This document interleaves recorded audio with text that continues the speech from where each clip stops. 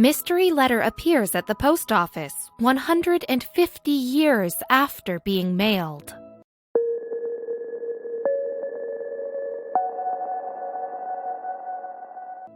No matter who we are or what we do, eventually all that's left behind are memories. Once people pass on, only their legacy remains. This might be one of the reasons why so many museums exist, in order to preserve the history of humanity.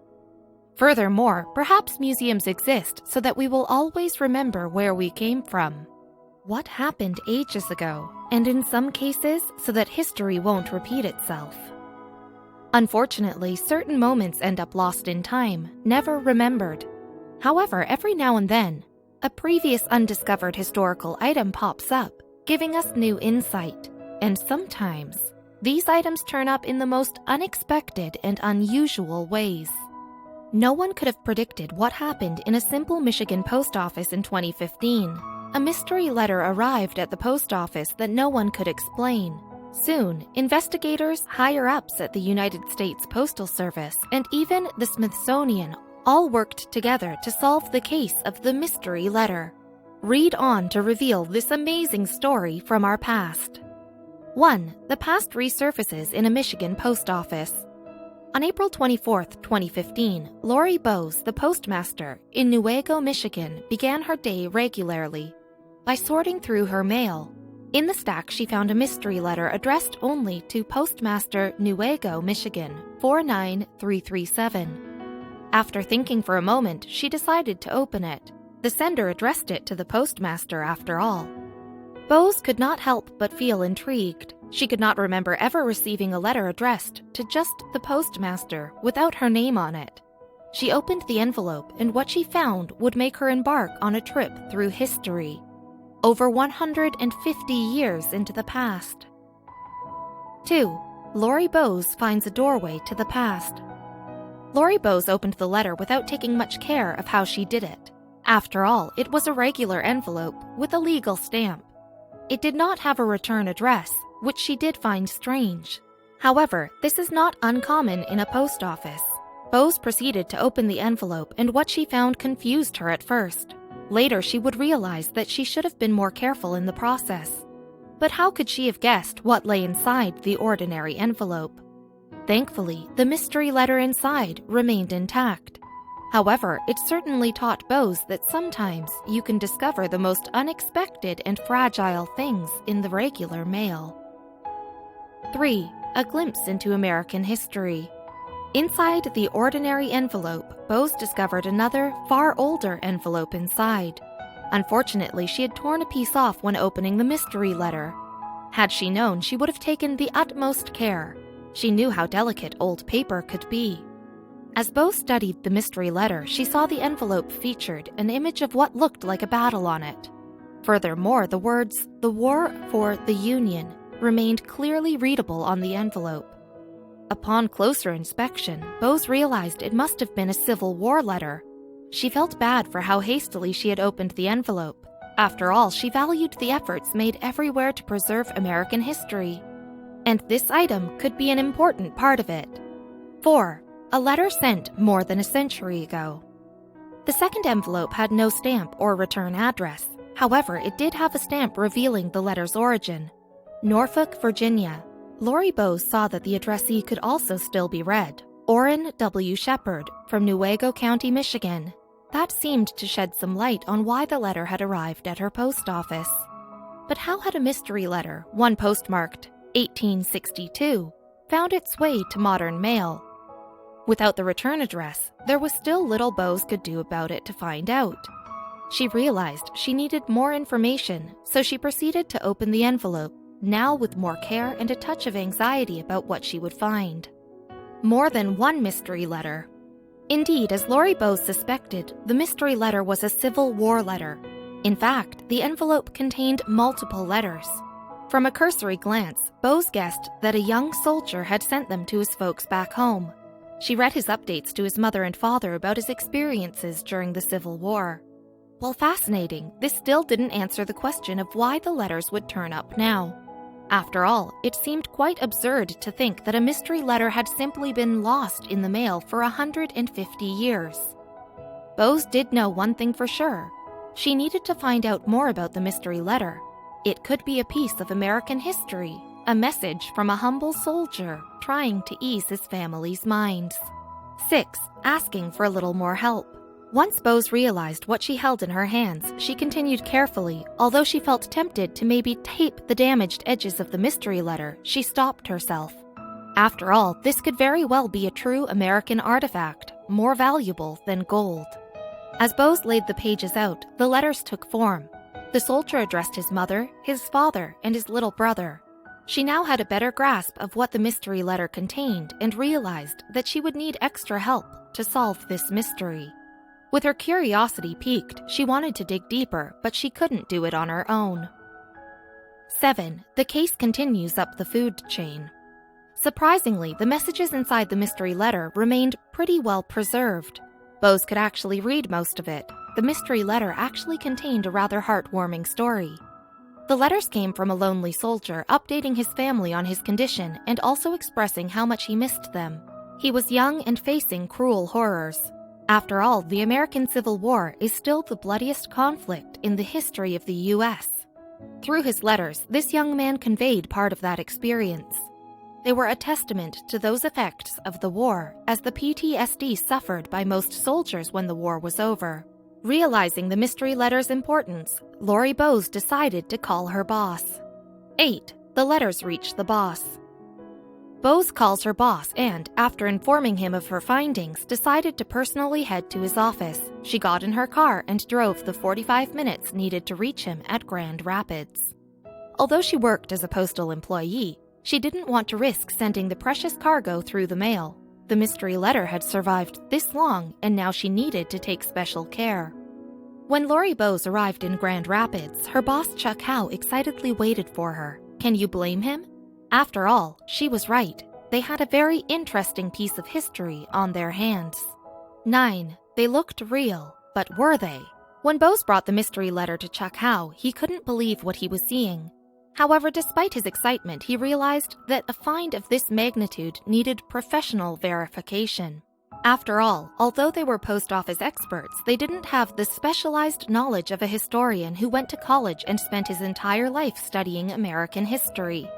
Therefore, Howe decided that the next step would be to authenticate the letters to see if they were truly originated during the Civil War.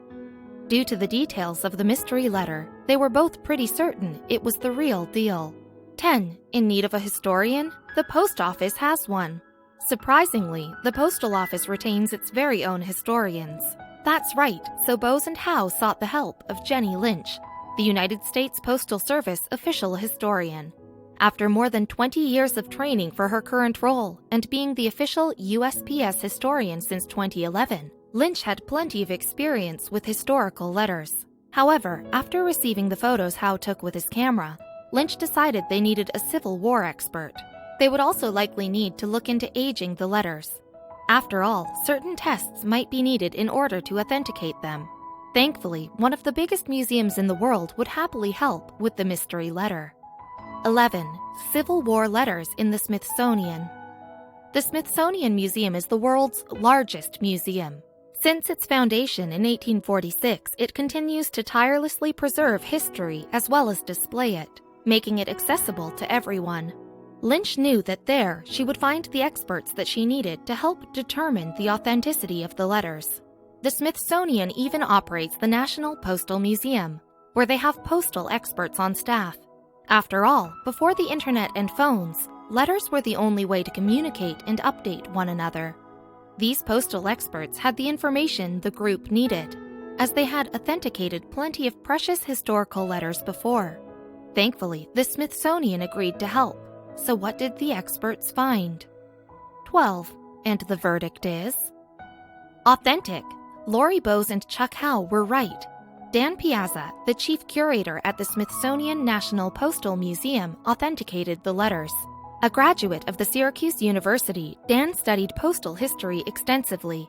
After analyzing the marks left by the stamps, as well as the type of ink and the handwriting of the soldier, he determined the letters to be authentic. An expert in philately.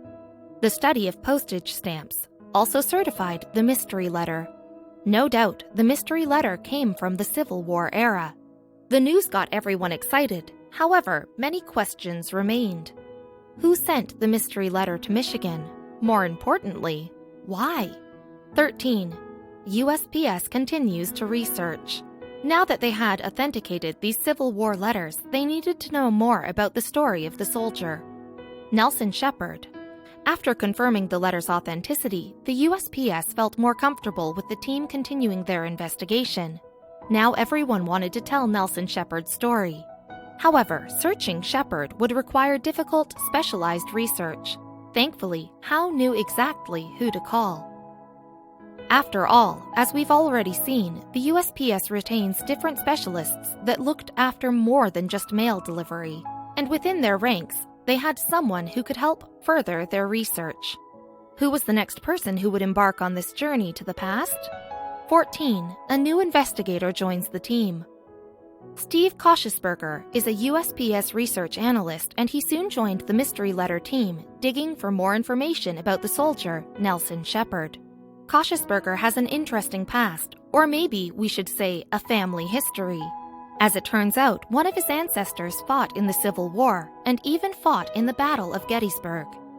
As second in command of the Union soldiers, his relationship with the mystery letter didn't end there. Surprisingly, Koschesberger's ancestor ran his own mail service in Philadelphia, which dared to actually compete against the USPS. You could say that being involved with the mail is in Koschesberger's DNA. 15. Anything left after 150 years?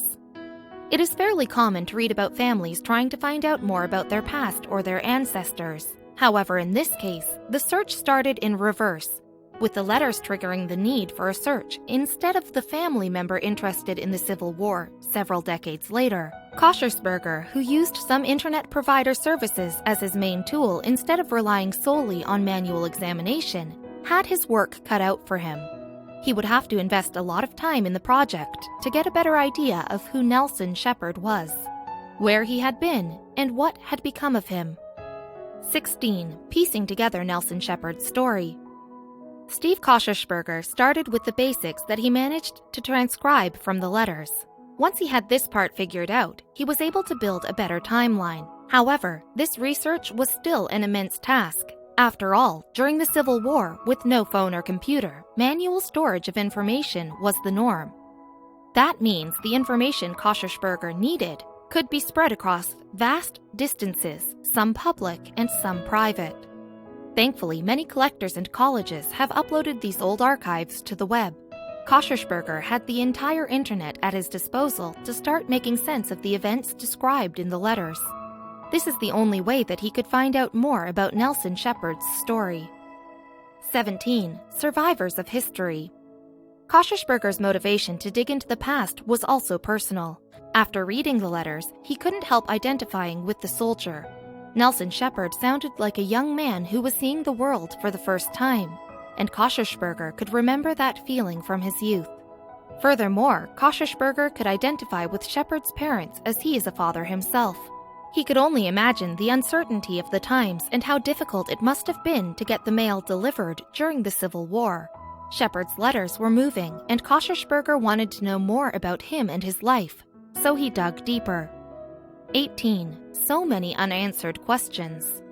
Steve Koschesberger's research had a dual purpose. First, he wanted to find out more about young Shepard's life. Second, he wanted to get to the bottom of the biggest mystery, like how the letters found their way to the Michigan post office. Since there was no return address, he would have to work his way from the past to the present. Hopefully, he could find someone who had perhaps received these letters as part of an inheritance. After all, this wouldn't be an uncommon way for relics of the past to make their way to the present. Koschesberger had to work with what he had, and every detail counted. 19. From the paper to the handwriting. As Koschesberger studied the mysteries of the letter and transcribed them, he noticed 3 distinct sets of handwriting. While this might seem odd nowadays, during the Civil War, it was fairly common. Most soldiers who participated in the Civil War had some degree of education and could read and write. However, they would often ask a friend to write their letters, making sure the letters were written by someone with better handwriting. After all, letters were one of the most precious things, especially considering the time it took for them to be delivered and the limited time the soldiers had to write them. 20. Piece by piece, the mystery unravels.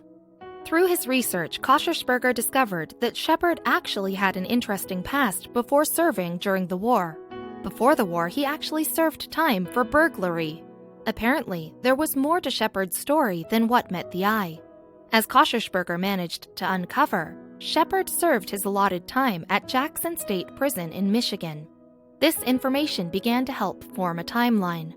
The prison opened in 1839, while Koschersberger estimated, based on his findings, Shepard's birthday occurred in either 1843 or 1844. Shepard likely did time during his teenage years before the war started, while his family lived in Grass Lake, Michigan. 21. The war begins.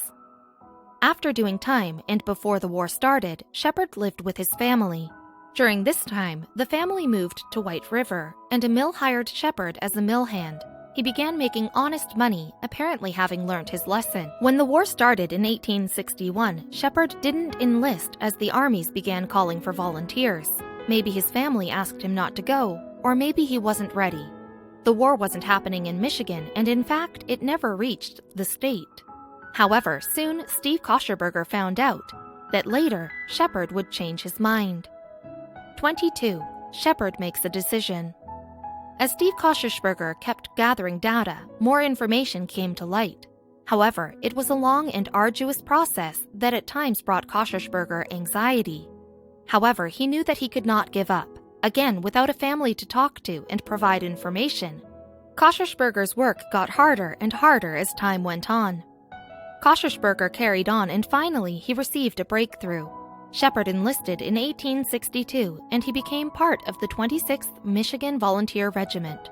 Koschersberger wasn't able to find out what had made Shepard decide to volunteer, but he had solid information to keep going.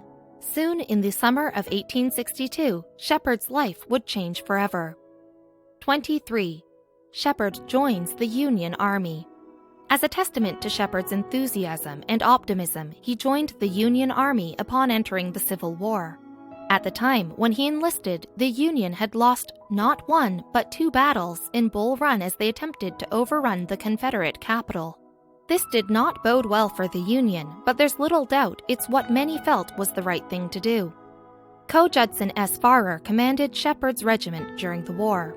Shepard put on his military clothes and together with his regiment started his trip heading towards the nation's capital, Washington, D.C. Approximately 90,000 men from Michigan fought during the Civil War. Nelson Shepard would be one of them. 24. Before the war, a visit to the capital. As Shepard would write down on his letter, they first had to do the road trip to Washington, D.C. It was Shepard's first time in the capital, and thankfully they were given 2 days to get to know the city. According to his letters, Shepard could not believe what he saw. Steve Koschersberger even managed to find out that on December 18, 1862, Shepard's regiment got to Washington, D.C. The newly opened National Mall only had one completed building at the time, the Smithsonian. Shepard probably got to see the place where 150 years later his letters would be authenticated. Talk about coming full circle. 25. An impressive sight. In his letters to home, you can feel Shepard's excitement. He describes the capital and all the things he was able to see. At the time, city planners worked to build the city into what it would eventually become. Shepard could almost see the metropolis Washington, D.C. would be. Wood had been replaced by more durable materials, and Shepard described it all, especially in his letter to his little brother. He tried to convey that everything was fine with him and that he was safe and in good health. From D.C., Shepard's regiment proceeded to Alexandria, Virginia, where he was on guard duty the majority of the time, according to his writings. Those first days of his enlistment were highlights from Shepard's letters. However, a bigger question remained. Who sent the mystery letter to Lori Bowes in 2015? 26. The Smithsonian takes charge. As Steve Koschersberger continued to piece together Shepard's past, he did not know who sent the mystery letter to Michigan. Worse still, clues to the sender remained elusive. He continued on his research about Nelson Shepard's life, making great advances there. However, time after time he continued to hit a dead end in regards to the origin of the Civil War letters. Thankfully, Kochersberger was not a one-man team, and his colleagues provided hope. As he continued his search, the Smithsonian took charge of finding the mystery letter's origin. In the end, they decided to reach out and make things more public. 27. Teamwork is the way to go. Steve Kochersberger and the Smithsonian Museum worked together to publish the letters. In November 2016, the letters came out to the public via the Smithsonian's website and magazine. With the Smithsonian's widespread subscribers, they wondered if this long shot would pay off. Between the magazines and the website's 6 million visitors every year, they hoped someone would remember the letters or who sent them. They published the whole story, including the contents of the letters, in order to make them more recognizable. Hopefully, someone would read it and happen to know something about the mystery letter that started this whole adventure. 28. The mystery letter hits the internet. Many found it fascinating that the Smithsonian used the internet to find the origins of the mystery letter. After all, no one from the Civil War would ever have even fathomed the internet. How would Nelson Shepard react if he could find out that thousands would read his letter 150 years after he penned them? We'll never know how Shepard would react, but modern-day Americans loved the letters. After publication, the letters became quite popular, with thousands sharing them across various social media platforms. Maybe it wouldn't take very long before someone related to the mystery letter would step up and shed some light on its source. 29. Will the sender appear? At the urging of the Smithsonian curator Nancy Pope, the article kept running in the Smithsonian magazine. Pope stated that how the letters arrived in Lori Bowe's possession is part of their incredible history. They still had so many questions. Why did the sender mail them? And perhaps, more importantly, how did they manage to keep them so well preserved? The Smithsonian continued to post information about Shepard's letters on social media and their website. Days and days passed with no new information. Maybe it wouldn't work, they thought. However, soon they received the break that they had been looking for. The mystery letter's sender came forward. 30. Against all odds. Although the team didn't have the biggest hopes of getting a response, the article reached a certain degree of popularity among readers. Only 1 week after its publication, someone from Texas reached out with the information about the origin of the letters. Apparently, an old lady in retirement had sent the letters. As Courtney Cresta explained, her 78-year-old grandma was the one who had put the letters on the post. This only made the USPS Smithsonian team want to know more. What had caused her to send the letters? How did she receive them? Was she a descendant of Nelson Shepard? Soon, they would have the answers they desired. 31. Family heirlooms of sorts. As it turned out, the letters actually were a kind of inheritance, but not from the Shepard family. Nancy Cramlett, Courtney's grandmother, found them after her husband passed away. Apparently, one of their hobbies was collecting, and he specifically found antiques and historical artifacts interesting. When Nancy's husband passed away in 1978, she received almost all of his belongings and kept most of them untouched for decades. After all, it remained painful to face the death of her husband and deal with all the things he acquired throughout the years. For a very long time, the letters stayed stashed away and forgotten. 32. 37 years later, the mystery letter sees the world. Little by little, as Nancy accepted the loss of her husband, she started to look through his belongings. It wasn't until 37 years after he passed away that she would get around to discovering these letters. At first, she believed the letters belonged to a group of letters her husband had written in the past. However, as she read them, she understood that these were different. Over the years, Nancy had donated some items to charity. Something like this wouldn't serve any purpose there. She didn't know what to do with them, so she left them alone. After 6 months, Nancy finally decided. She wanted to take a chance and hoped that the letters would make it back to the Shepard family. 33. No family left. Unfortunately, Nancy's goal could not be achieved. After all of this time, Lori Bowes, who knew most of the families in the area, couldn't find anyone related to Nelson Shepard. However, this did not mean that everything was worthless. The letters would contribute to the efforts of the Smithsonian to save American history detail by detail. They could provide a unique insight into the thoughts of a young American soldier who one day decided to join the Union Army. While now the mystery of the letters was somewhat unraveled, they still needed to learn what became of the young and wide-eyed Shepard. 34. Nelson Shepard's story continues. Steve Koschersberger continued to research Nelson Shepard's story. Soon they discovered what battles he fought in and where he might have ended up. History books had noted down plenty of details regarding the Civil War, and that was how Koschersberger had managed to retrace Shepard's steps and determine his fate. Through everything, the letters remained essential. Not only did the letters provide a great story, but the details allowed Koschersberger to pinpoint exactly where Shepard ended up. Like putting together a puzzle, Koschersberger soon had a great picture of who Shepard was. 35. My Dear Brother. From Shepard's letter to his little brother, Koschersberger managed to determine that he missed 2 consecutive Christmases with the family. While this detail remained heartbreaking, it also helped tremendously. It helped shed light about how much time he had been in the army by the time he wrote that letter. His letter to Albert, his brother, was dated in Christmas of 1863. However, despite its information, the letter hurt to read. Out of all the things that Shepard had missed, it wasn't the Christmas gifts that he missed the most, but being able to build sleighs for his little brother.